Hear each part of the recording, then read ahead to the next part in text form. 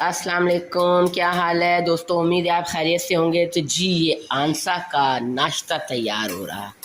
आंसा नाश्ते में 2 अंडे और ब्रेड के 2 स्लाइसेस लाजमी लेती है। वो कहती भाई मेरी भूख ख़त्म नहीं होती है। तो देखिए ये साइड में उनकी बन रही है चाय। चाय ख़त्म कर दिए, बस सारा दिन में ये 2 घूंट सुबह में चाय लेती हैं। तो ये देखिए अब इनका नाश्ता तैयार होता है। जी ये अंडा इनका पलट गया है, शुक्र है।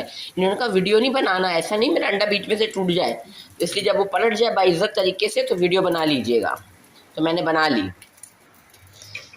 ब्रेड के स्लाइसिस के ये हाल है कि आंसर कह रही मुझे ऐसा लग रहा है जैसे कच्चा मैदा जो है ना वो टुकड़ों में काट के तो इन्होंने अंदर रख दिया है ना।